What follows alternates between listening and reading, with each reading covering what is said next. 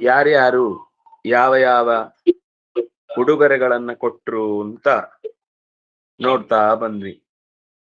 ಆ ಹುಟ್ಟಿದ ಮಗು ತಕ್ಷಣವೇ ಬೆಳೆದು ಉಪನಯನಕ್ಕೆ ಯೋಗ್ಯವಾದ ಬಂದಾಗ ಅದಕ್ಕೆ ತಕ್ಕ ಸಂಸ್ಕಾರವನ್ನ ಮಾಡುವುದಕ್ಕಾಗಿ ಕಶ್ಯಪ ಅದಿತಿಯರು ವಸಿಷ್ಠಾದಿಗಳನ್ನ ಮುಂದಿಟ್ಟುಕೊಂಡು ಕರ್ತವ್ಯವನ್ನ ನಿರ್ವಹಿಸುವಾಗ ಈ ಎಲ್ಲ ಉಡುಗೊರೆಗಳು ಬಂದು ಬಿದ್ದುವು.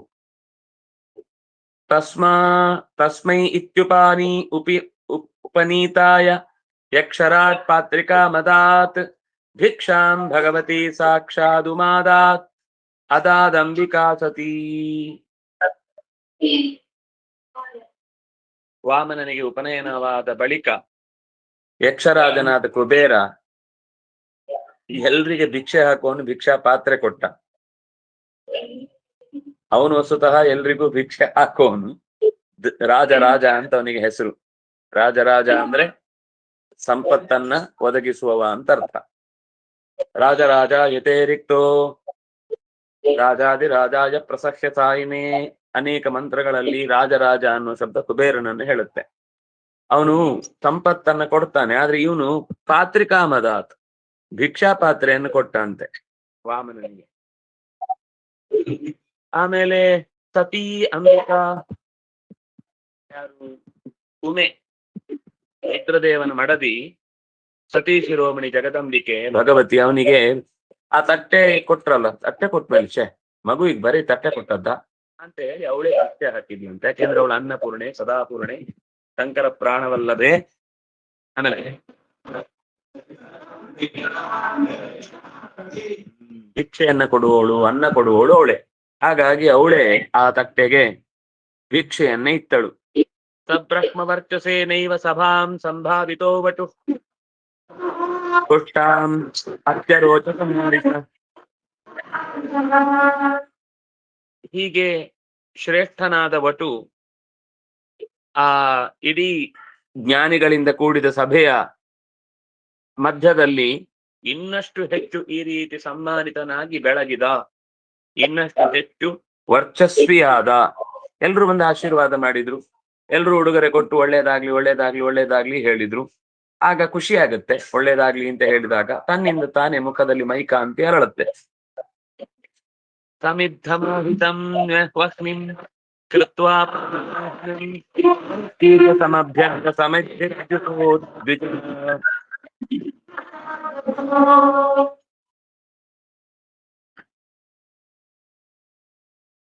ಉಪನಯನದ ಸಂಸ್ಕಾರದಿಂದ ಒಬ್ಬ ವ್ಯಕ್ತಿ ಎರಡನೆಯ ಬಾರಿ ಹುಟ್ಟಿ ದ್ವಿಜನಾಗ್ತಾನೆ. ಬ್ರಾಹ್ಮಣ ಕ್ಷತ್ರಿಯ ವೈಶ್ಯ ಮೂವರಿಗೂ ಈ ಸಂಸ್ಕಾರ ಇದೆ.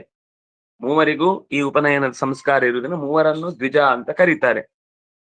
ವಾಮನ ತಕ್ಷಣವೇ ಆಹಿತ ಅಗ್ನಿ ಅಂತಂದ್ರೆ ಮನೆಯ ನಿತ್ಯ ಔರ್ಧ್ವದೇಹಿಕ ಅದು ಈ ವೈಶ್ವದೇವಿಕ ಕರ್ಮಗಳನ್ನ ಮಾಡುವಂತಹ ಅಗ್ನಿಯಿಂದ ಒಂದು ಅಗ್ನಿಯನ್ನ ತರ್ತಾರೆ. ತಂದು ಅದನ್ನ ಮಧ್ಯದಲ್ಲಿ ಪ್ರತಿಷ್ಠಾಪನೆ ಮಾಡಿ ಅದಕ್ಕೆ ಆಹಿತಾಗ್ನಿ ಅಂತ ಕರೀತಾರೆ. ಗೃಹ್ಯಾಗ್ನಿಯಿಂದ ಆಹಿತಾಗ್ನಿಯನ್ನ ಸಿದ್ಧಪಡಿಸಿ ಅದಿತೇನ ಮನ್ಯಸ್ವ ಹನುಮತೇನು ಮನ್ಯಸ್ವ ಅಂತ ಮೂರು ದಿಕ್ಕುಗಳಿಗೆ ಮತ್ತು ಕೊನೆಗೆ ಪರಿಸಮೂಹನ ಮಾಡಿ, ಅಂದ್ರೆ ಪರಿಸೇಚನೆ ಮಾಡುವುದು ಅಂತ ಹೇಳ್ತಾರೆ.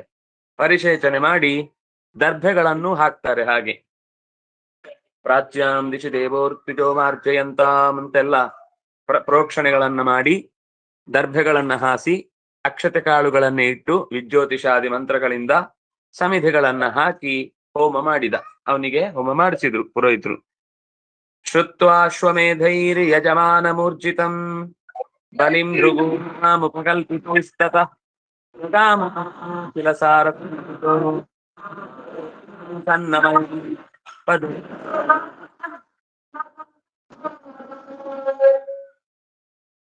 ಈ ಹುಡುಗನಿಗೆ ಯಾಗವನ್ನ ಮಾಡಿಸುವುದಕ್ಕೋಸ್ಕರ ಎಲ್ಲರೂ ಅಂದ್ರೆ ಮಾಡ್ತಾ ಇರುವುದನ್ನು ನೋಡಿದ್ರು. ಭೃಗುವಂಶದ ಋತ್ವಿಜರೆಲ್ಲ ಸೇರಿಕೊಂಡು, ಅಂದ್ರೆ ಶುಕ್ರಾಚಾರ್ಯರೇ ಮೊದಲಾದವರೆಲ್ಲ ಸೇರಿಕೊಂಡು ಅಶ್ವಮೇಧಗಳಿಗೆ ಯಜಮಾನನನ್ನಾಗಿಸಿ ಬಲಿಯನ್ನ ಕೂಡಿಸಿದ್ದಾರೆ. ಅಪಾರ ಸಂಪತ್ತಿನಿಂದ ಅವನು ಮೆರೀತಾ ಇದ್ದಾನೆ.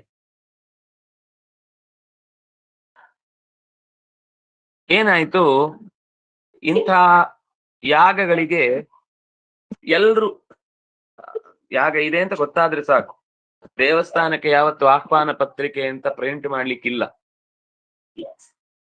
ಅದು ಊರಿನ ದೇವಸ್ಥಾನ ಅಂತ ಆದಾಗ ಬರಬೇಕು ಅವರು, ಅವರ ಊರಿನ ದೇವಸ್ಥಾನ ಅನ್ನುವ ಅಭಿಮಾನ ಇರುತ್ತಲ್ಲಿ.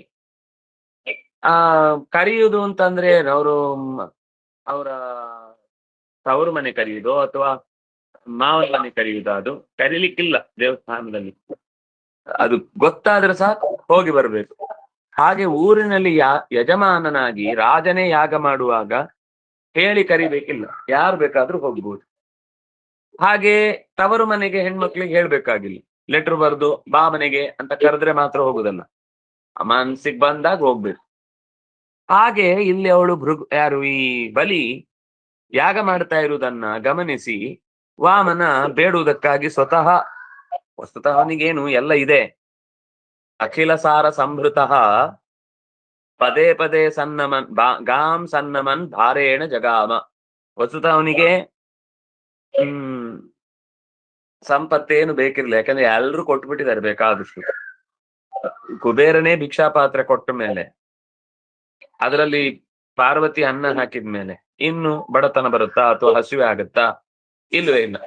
ಆದ್ರೂ ಒಂದು ಕಾರ್ಯ ಸಾಧನೆ ಆಗ್ಬೇಕಿತ್ತು, ಅವನು ಮಾಡುವ ಕಾರ್ಯದಲ್ಲಿರುವ ಲೋಪದೋಷಗಳನ್ನು ಎತ್ತಿ ತೋರಿಸ್ಬೇಕಿತ್ತು ಬಲಿ ಮಾಡ್ತಾ ಇರುವುದರಲ್ಲಿ. ಅದಕ್ಕೋಸ್ಕರ ಗಾಂ ಸನ್ನಮಯನ್, ಅವನ ಹೆಜ್ಜೆ ಇಡುವಾಗ ಭೂಮಿಯೇ ಭಾರಕ್ಕೆ ಸ್ವಲ್ಪ ಕುಸಿದು ಕೆಳಕ್ ಹೋಗ್ತಾ ಇತ್ತಂತೆ. ಅವನು ಇರುವುದು ಪುಟ್ಟ ಹುಡುಗ, 6 ಅಡಿ ಅಲ್ಲ 3 ಅಡಿ, 3 ಅಡಿಯ ಹುಡುಗ ನಡ್ಕೊಂಡು ಹೋಗುವಾಗ ಭೂಮಿ ಕೆಳಕ್ಕೆ ಜಾರ್ತಾ ಇತ್ತಂತೆ, ಅಂದ್ರೆ ಕೆಳಕ್ಕೆ ಬಗ್ಗುತ್ತಾ ಇತ್ತು. ಮತ್ತೆ ಅಖಿಲ ಸಾರ ಸಂಭೃತ, ಸಕಲ ಸಂಪತ್ತಿನಿಂದ ಪರಿಪೂರ್ಣನಾದವನು ಸಿರಿವಂತ ಬೇಡಿದ. ಇದು ಬೇಡುವಲ್ಲಿ ಇರುವಂತಹ ವಿಶೇಷತೆ. ತಂ ನರ್ಮದಾಯ ಸ್ತಪಕುತ್ತರೆ ಬಲೆ ಭೃಗುವತ್ ಸಂಜ್ಞಕೆ ಪ್ರವರ್ತೂತ್ತಮಂ ಕುಜಿತಂ ಯಥಾರವಿಂ. ಭೃಗುವತ್ಸ ಅಂತ ಒಂದು ನರ್ಮದಾ ತೀರದ ಉತ್ತರದ ದಿಕ್ಕಿನಲ್ಲಿರುವಂತಹ ಒಂದು ಜಾಗ, ಅಲ್ಲಿ ಅಶ್ವಮೇಧ ಯಾಗ ಮಾಡುತ್ತಾ ಇದ್ದಿದ್ದು. ಬಲಿ ಅಲ್ಲಿ ಯಜಮಾನನಾಗಿ ಕೂತಿದ್ದಾನೆ. ಭೃಗುವಂಶದ ಋತ್ವಿಜರೆಲ್ಲ ಅಲ್ಲಿ ಯಾಗಕ್ಕೆ ಸಹಕಾರ ನೀಡುತ್ತಾ ಇದ್ದಾರೆ. ಅದರ ಮಧ್ಯದಲ್ಲಿ ಯಥಾ ಉದಿತಂ ರವಿಂ ತಥಾ ವ್ಯಚಕ್ಷತ, ಉತ್ತಮವಾದ ಯಜ್ಞವನ್ನ ಮಾಡುವ ಮಧ್ಯದಲ್ಲಿ ತೇಜಸ್ಸಿನಿಂದ ಕೂಡಿದಂತಹ ವಾಮನ ಆ ಯಜ್ಞಶಾಲೆಯನ್ನ ಪ್ರವೇಶಿಸಿದ್ರೆ ಸೂರ್ಯ ಪ್ರವೇಶಿಸಿದಂತೆ ಕಾಣಿಸಿತು ಅಂತ ಹೇಳ್ತಾ ಇದ್ದಾರೆ. ಅಂದ್ರೆ ಸೂರ್ಯ ಪ್ರವೇಶಿಸಿದಂತೆ ಕಾಣಿಸಿತು ಅಂದ್ರೆ ಅವನು ಒಳಗ್ ಪ್ರವೇಶ ಮಾಡಿದ. ಅವರಿಗೆಲ್ಲ ಯಾರು ಬಂದ್ರು ಅಂತ ಗೊತ್ತಾಗ್ಲಿಲ್ಲ, ಯಾಕಂದ್ರೆ ಹುಟ್ಟಿ ಸ್ವಲ್ಪನೇ ಹೊತ್ತಾಗಿತ್ತು. ಅಡ್ರೆಸ್ ಗೊತ್ತಿರ್ಲಿಕ್ಕೆ ಇವರಿಗೆ ಇಲ್ಲಿ ತನಕ ಹುಟ್ಟಿದ ತಕ್ಷಣ ಯಾರು ಫೋಟೋ ತೆಗೆದು ಸ್ಟೇಟಸ್ ಹಾಕುವಷ್ಟು ತನ್ನ ಸಮಯ ಇನ್ನೂ ಬಂದಿರ್ಲಿಲ್ಲ. ಯಾಕಂದ್ರೆ ಸ್ಟೇಟಸ್ ಹಾಕುವ ಮರುಕ್ಷಣದಲ್ಲಿ ಇನ್ನೂ ಬೆಳೆದಿರ್ತಾನೆ, ಸ್ಟೇಟಸ್ ಲೈಕ್ ಮಾಡುವ ಸ್ಥಿತಿಗೆ ಇನ್ನೂ ಬೆಳೆದಿರ್ತಾನೆ, ನೋಡುವಾಗ ಬೇರೆನೇ ಆಗಿರ್ತಾನೆ.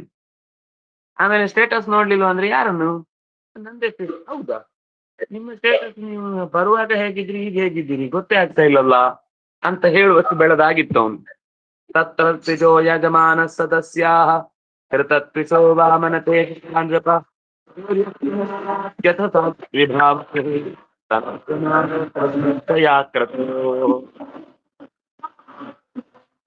ರಾಜನ್, ಪರೀಕ್ಷಿತ್ ರಾಜನೇ, ಈ ಯಜಮಾನ ಋತ್ವಿಜ ಸದಸ್ಯರು ಈ ಎಲ್ಲರ ತೇಜಸ್ಸು ಕೂಡ ಒಟ್ಟಿಗೆ ಒಂದು ಕಡೆ ರಾಶಿ ಹಾಕಿದ್ರು ಈ ಹುಡುಗನ ತೇಜಸ್ಸಿನ ಮುಂದೆ ಅದು ರಾತ್ರಿ ಎಲ್ಲ ಹಚ್ಚಿದ ದೀಪ ಬೆಳಿಗ್ಗೆ ಹೌದೋ ಅಲ್ವೋ ಅಂತ ಉರಿತಾ ಇರುತ್ತಲ್ಲ ಹಾಗೆ ಕಾಣಿಸ್ತಿತ್ತು. ಏನು ಬೆಳಕೇ ಇರ್ಲಿಲ್ಲ ಅದರಲ್ಲಿ. ಆಮೇಲೆ ಸೂರ್ಯನೇ ಬಂದ್ಬಿಟ್ನಾ ಅಂದ್ರೆ ರಾತ್ರಿ ಮುಗಿದ್ರೆ ಬೆಳಿಗ್ಗೆ ಸೂರ್ಯ ಬರ್ತಾನೆ, ಸೂರ್ಯನೇ ಬಂದ್ಬಿಟ್ನಾ ಅಥವಾ ಕಿಂವಾ ಅಥವಾ ವಿಭಾವಸು ಅಥವಾ ಅಗ್ನಿ ಬನ್ನೋ ಸನತ್ ಕುಮಾರ, ಯಾಕಂದ್ರೆ ಪುಟ್ಟ ವಾಮನನ ರೂಪವನ್ನ ಕಂಡಾಗ ಬ್ರಹ್ಮಚರ್ಯ ಪಾಲನೆ ಮಾಡ್ತಾ ಇರುವವನಂತೆ ಕಾಣ್ತಾ ಇದ್ದಾನೆ. ಪುಟ್ಟ ಸನತ್ ಕುಮಾರ ರೂಪವು ಕೂಡ ಹೀಗೇನೆ. ಸನತ್ ಕುಮಾರನು ಇಷ್ಟೇ ಚಂದ, ಮುದ್ದಾದ ಕೆನ್ನೆ, ಚಿಕ್ಕ ಶರೀರ, ಪುಟ್ಟ ಕಾಲು, ಕೈಯಲ್ಲೊಂದು ಕೊಡೆ, ಜೊತೆಗೊಂದು ಕಮಂಡಲು, ಆ ಸಣ್ಣದಾದ ಚೆನ್ನಾಗಿ ಶಿಖೆಯನ್ನ ಮಾತ್ರ ಬಿಟ್ಟಿರುವ ಸ್ಥಿತಿಯಲ್ಲಿರುವಂತಹ ಅತ್ಯಂತ ಆಕರ್ಷಕವಾದ ನಗುವಿನಿಂದ ಕೂಡಿದ ಮಗು ಎದುರಿಗೆ ಬಂದಾಗ ಅವರ ಊಹೆಗಳ ಕಾಲು ಬಲಿತಾ ಹೋಯ್ತು. ಏನಿರ್ಬೋದು ಇವನು, ಏನಾಗಿರ್ಬೋದು ಇವನು ಅಂತ ಯೋಚಿಸ್ತಾ ಇದ್ರಂತೆ. ಇತ್ತಂ ಸಶಿಷ್ಯೇಷು ಭೃಗುಷ್ವನೇಕಥಾ ವಿತರ್ಕ್ಯಮಾಣೋ ಭಗವಾನ್ ಸವಾಮನಃ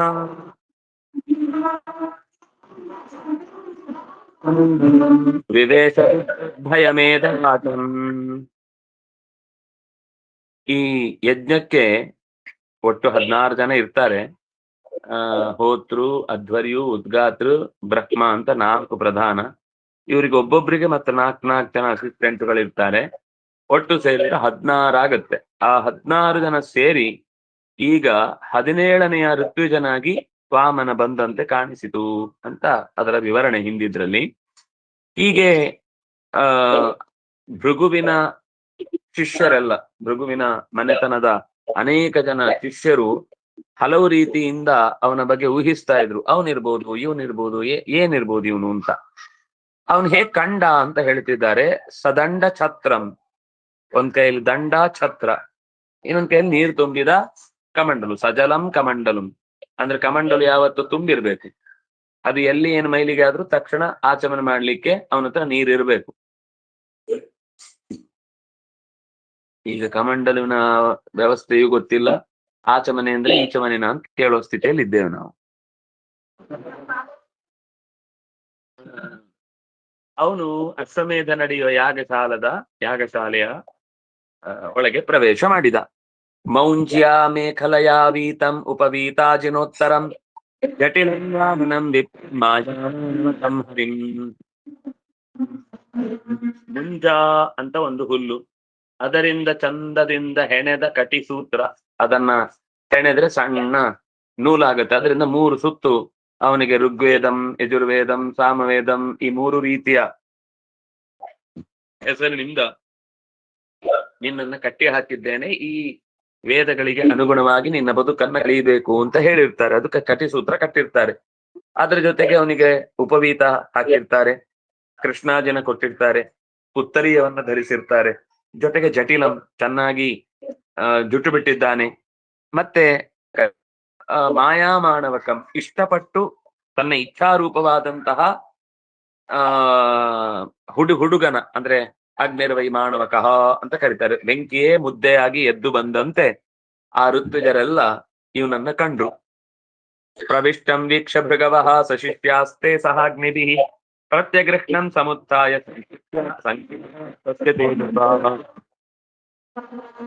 ಯಾಗಶಾಲೆ ಒಳಗೆ ಪ್ರವೇಶಿಸಿದ್ದನ್ನ ಭೃಗುವಂಶದ ಎಲ್ಲ ಹಿರಿಯರು ಮತ್ತು ಶಿಷ್ಯರು ನೋಡಿದ್ರು. ಬಲಿಚಕ್ರವರ್ತಿ ಕೂಡ ಎದ್ದು ನಿಂತ. ಅವನು ಮಾತ್ರ ಎದ್ದಿದ್ದಲ್ಲ, ಅವನ ಜೊತೆಗೆ ಸಹಾಗ್ನಿಭಿ, ಅಲ್ಲಿ 3 ಅಗ್ನಿ ಇರುತ್ತೆ, ಆಹವನೀಯ, ಗಾರ್ಹಪತ್ಯ ಮತ್ತು ದಕ್ಷಿಣಾಗ್ನಿ ಅಂತ. ಈ 3 ಅಗ್ನಿಗಳು ಕೂಡ ದಗದಗ ಅಂತ ಜಾಸ್ತಿ ಉರಿದು ನಾವು ಎದ್ದು ನಿಂತಿದ್ದೇವೆ ಅಂತ ತೋರಿಸಿದ್ರು. ನಾವು ಎದ್ದು ನಿಂತಿದ್ದೀವಪ್ಪ, ನಿಂಗೆ ಗೌರವ ಕೊಟ್ಟಿದೀವಿ. ಆಮೇಲೆ ಲೆಕ್ಕ ಇಟ್ಕೊಂಡು ನೀನ್ ಅವತ್ತು ಬಂದಾಗ ನಮ್ ಕಾಣಿಸ್ಲೇ ಇಲ್ಲ, ಎಲ್ಲಿ ಅಡಿಗೆ ಕೂತಿದ್ದಿ ಅಂತ ನೀನ್ ನಾಳೆ ನಮ್ಮನ್ನ, ಯಾಕೆಂದ್ರೆ ಭಯಾತ್ ತಪತಿ ಸೂರ್ಯ, ಭಯಾದ್ ಅಗ್ನಿಷ್ಠ ಇಂದ್ರಶ್ಚ, ಅವನ ಭಯದಿಂದಲೇನೆ, ಭಯ ಅಂದ್ರೆ ಇಲ್ಲಿ ಪ್ರೀತಿ ಅಂತ ಅರ್ಥ, ಪ್ರೀತಿಯ ಭಯ ಅದು. ಅವನ ಆದೇಶಕ್ಕೆ ಅನುಗುಣವಾಗಿ ಸೂರ್ಯ ಸುಡುತ್ತಾನೆ, ಬೆಂಕಿ ಉರಿಯುತ್ತಾನೆ, ನೀರು ಮಳೆ ಸುರಿಯತ್ತೆ ಅಂತೆಲ್ಲ ವೇದ ಹೇಳುತ್ತೆ. ಆಮೇಲೆ ನಾನು ಎದ್ದು ನಿಂತಿಲ್ಲ ಅಂತ ನೀನು ಬೇಜಾರು ಮಾಡ್ಕೊಳ್ಬಾರ್ದು ಅಂತ ಅಗ್ನಿಗಳು ಕೂಡ ಒಡನೆ ಎದ್ದು ನಿಂತವಂತೆ. ಆದ್ರೆ ಎದ್ದು ನಿಂತ್ರೆ 3 ಜನ ಒಟ್ಟು ಸೇರಿದ್ರು, ಅಸ್ಯ ತೇಜಸ ಸಂಕ್ಷಿಪ್ತ. ಇವ್ 3 ಜನ ದಗದಗ ಅಂತ ಉರಿಯುವಷ್ಟು ಎದ್ದು ನಿಂತ್ರು, ಇವನ ತೇಜಸ್ಸಿನ ಮುಂದೆ ಮಂಕು ಬಡದಿತ್ತಂತೆ. ಏನು ಅದರ ಬೆಳಕೆ ಸಾಕಾಗ್ಲಿಲ್ಲ.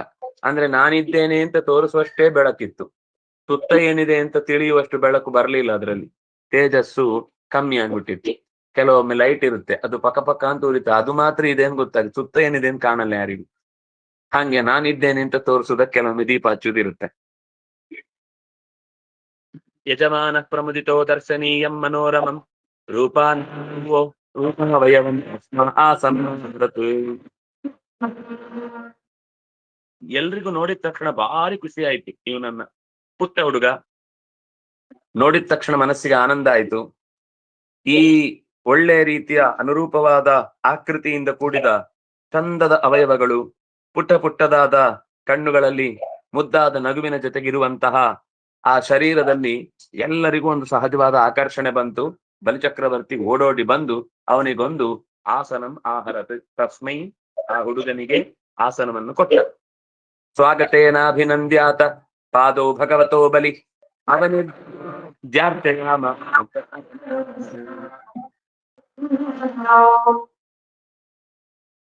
ಮುಕ್ತ ಸಂಗ ಮನೋರಮೌ.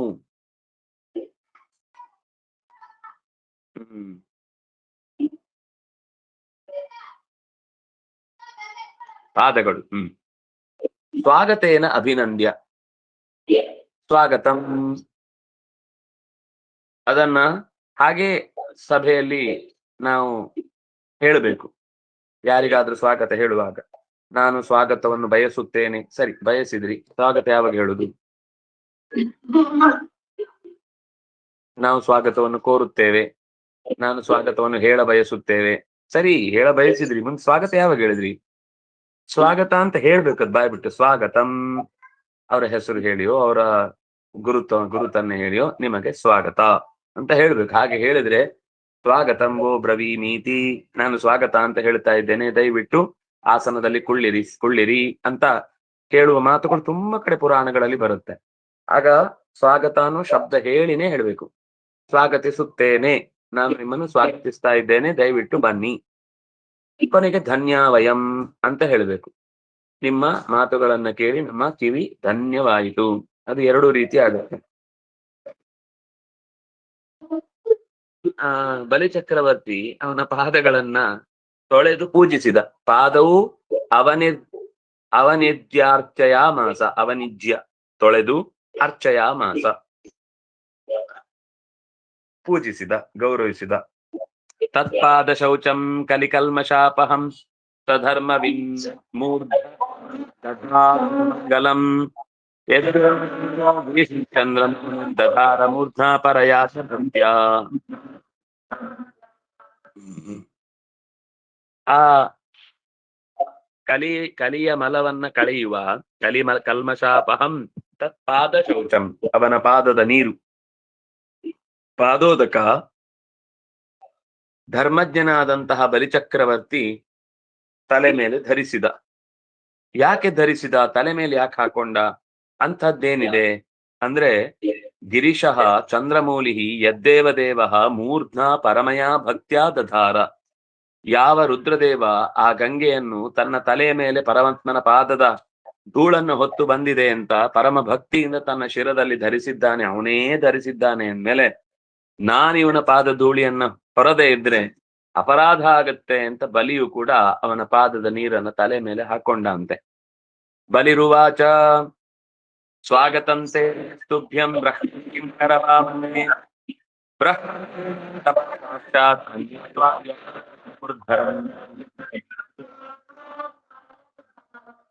ಸ್ವಾಗತಂ ತೇ. ಸ್ವಾಗತವನ್ನು ಬಯಸ್ತೇನೆ ಅಂತ ಹೇಳಿಲ್ಲ. ಸ್ವಾಗತಂತೆ, ನಮಸ್ತುಭ್ಯಂ, ನಮಸ್ಕರಿಸ್ತೇನೆ. ಓ ಬ್ರಹ್ಮನ್ ಹುಡುಗನೇ, ಕಿಂಕರವಾಮ, ನಾವೇನ್ ಮಾಡ್ಬೇಕು ನಿಮಗೆ, ನಾವೇನ್ ಹೇಳ್ಬೇಕು ಅಂದ್ರೆ, ಕಿಂಕರರು ಅಂದ್ರೆ ಏನರ್ಥ? ಕಿಂಕರೋಮಿ ಕಿಂಕರೋಮಿ ಕಿಂಕರೋಮಿ ಅಂತ ಕೇಳ್ತಾ ಇದ್ರೆ ಅವ್ರು ಕಿಂಕರರು. ನಾವ್ ಏನ್ ಮಾಡ್ಬೇಕು ಅಂತ ಕೇಳಲಿಕ್ಕೆ ತಯಾರಾಗಿದ್ರೆ, ಯಾವಾಗ ಏನ್ ಹೇಳಿದ್ರು ಮಾಡ್ಲಿಕ್ಕೆ ಅವರು ಪ್ರವೃತ್ತರಾದ್ರೆ ಅವ್ರು ಕಿಂಕರರು. ಹಾಗೆ ನಾನು ಕಿಂಕರ ಅನ್ನುವ ಹಾಗೆ ನಿಮ್ಗೋಸ್ಕರ ಏನ್ ಮಾಡ್ಬೇಕು? ಬ್ರಹ್ಮರ್ಷೀಣಾಂ ತಪಸ್ಸಾಕ್ಷಾತ್, ನಾನು ನಿಮ್ಮನ್ನ ನೋಡಿದಾಗ ಅಂದುಕೊಳ್ತಾ ಇದ್ದೇನೆ, ಇಡೀ ಜಗತ್ತಿನಲ್ಲಿ ಎಷ್ಟೆಲ್ಲ ಬ್ರಹ್ಮರ್ಷಿಗಳು ತಪಸ್ಸನ್ನ ಮಾಡಿದ್ರೆ ಆ ತಪಸ್ಸಿಗೊಂದು ಮೂರ್ತಿಯ ರೂಪ ಬಂದ್ರೆ ಅದು ನೀನೇ ಆಗಿದ್ದಿ.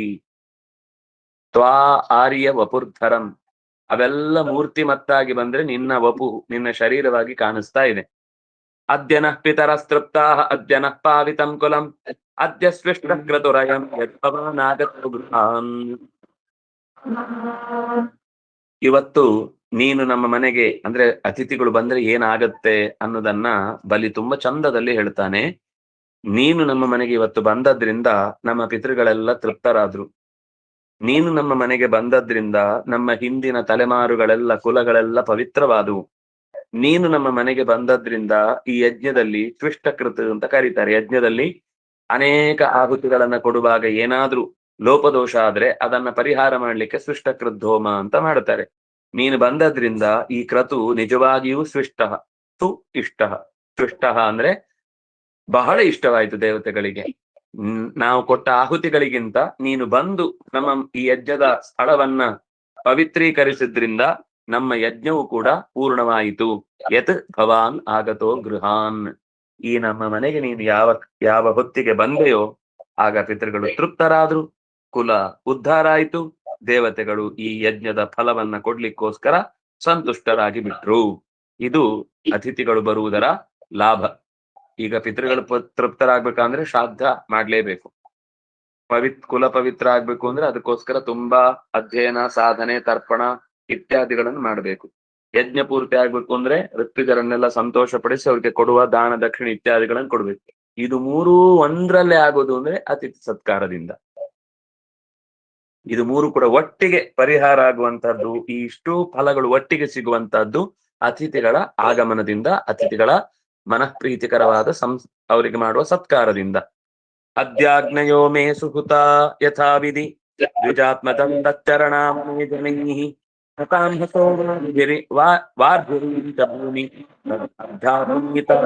ಪದೈಸ್ತವ.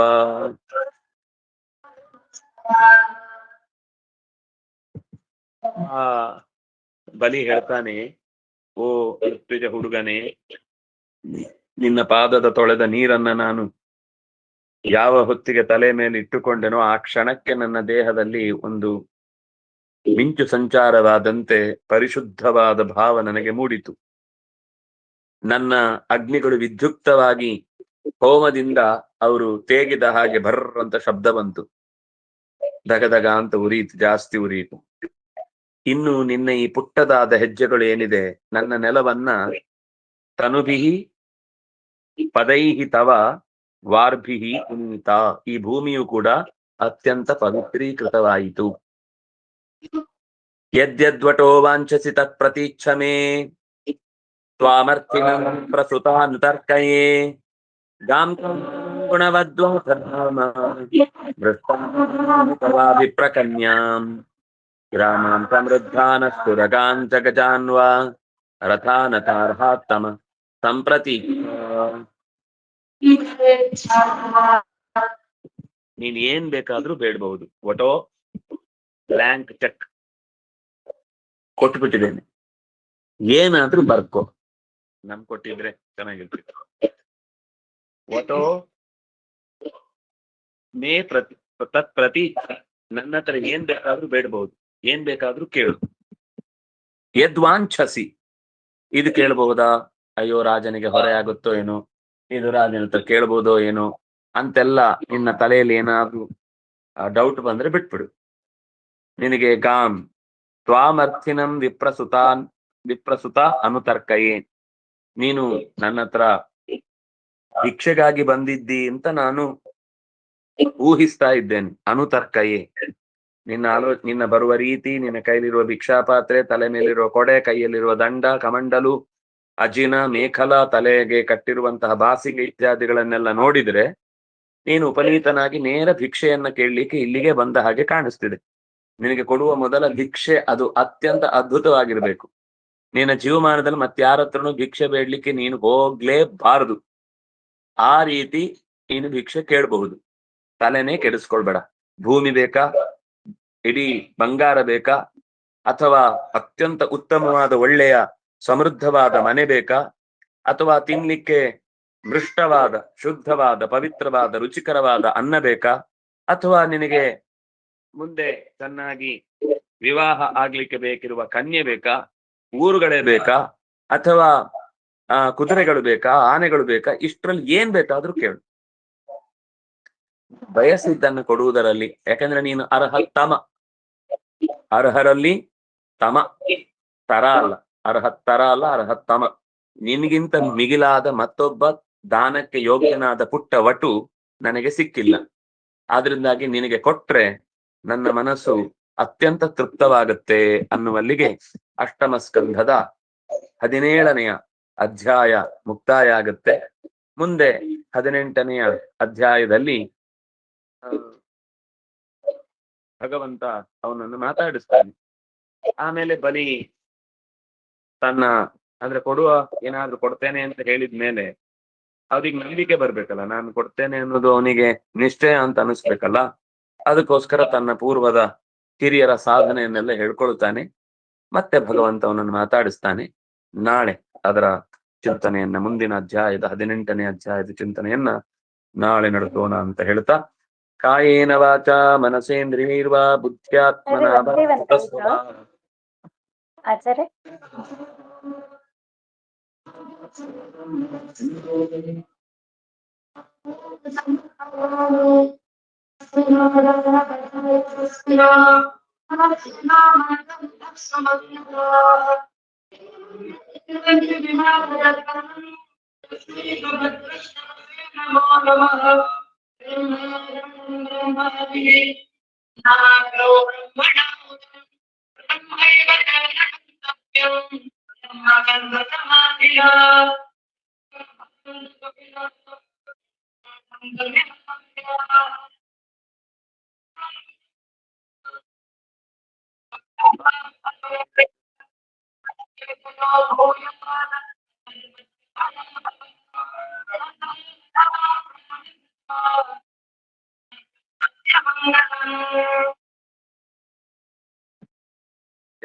ನಮಸ್ಕಾರ ಆಚಾರ್ಯ.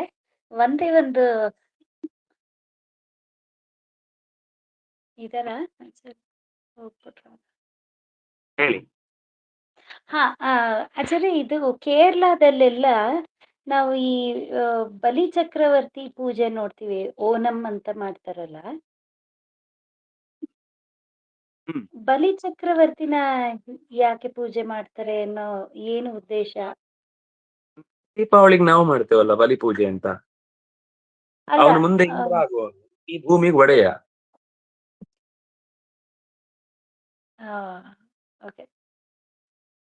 ಮುಂದೆ ಅವನು ಇಂದ್ರನ ಪದವಿಗೆ ಬರ್ತಾನೆ, ಆದ್ರಿಂದ ಬರ್ತಾನೆ. ಓಕೆ, ಸರಿ ಸರಿ ಹೇಳ್ಬಿಟ್ಟ.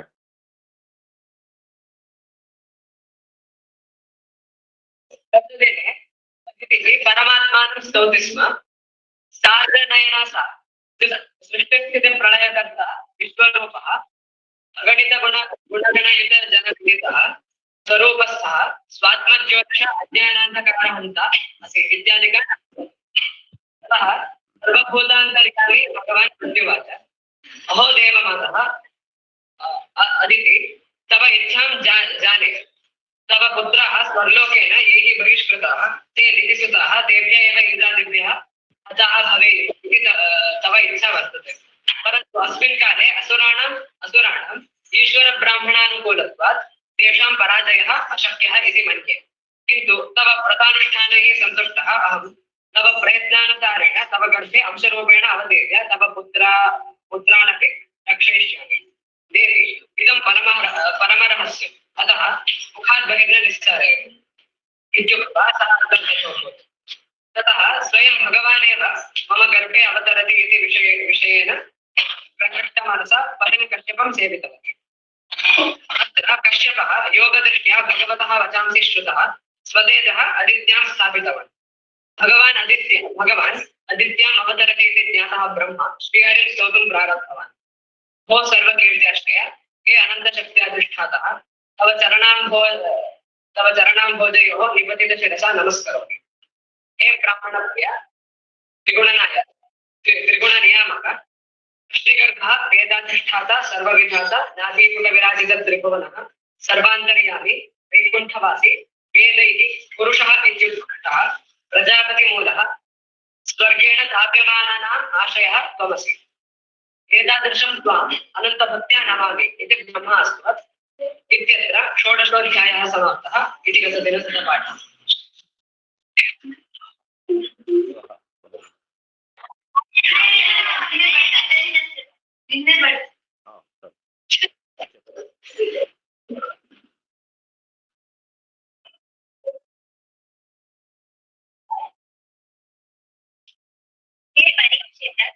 एवं ब्रह्मा भगवतः स्तोत्रं कृतवान्। ततः श्रीहरिः अग्नेः पुरतः प्रकटितवान्। सः चतुर्भुजः शङ्खचक्रधारी च आसीत्। मनोहरस्वरूपी च आसीत्। भगवान् श्यामवर्णः हारगोपुरकिरीटकुण्डलविभूषितः च आसीत्। भगवतः अवतारेण स्पृशः निर्मलाः भूताः, नदी सरोवराः स्वच्छाः भूताः, प्रजाः प्रकृष्टाः अभवन्।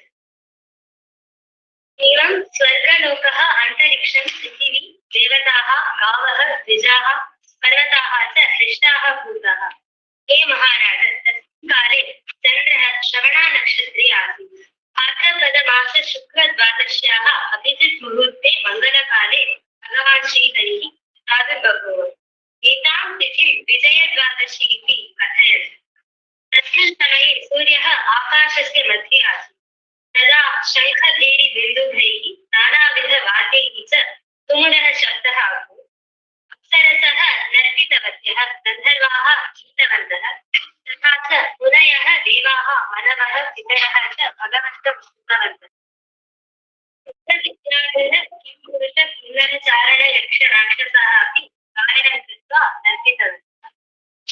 प्रजापतिः विस्मितः अभूत्। भगवान् अव्यक्तः चित्स्वरूपी च। तस्य सौन्दर्येणैव आभरणाः, आयुधाः च शोभमानाः आसन्। आभरणानि शोभमानानि आसन्। आभरणानि शोभमानानि आसन्। अदिति काश्यपौ पश्यन्तौ सन् सः भगवान् ब्रह्मचारी रूपं धृतवान्।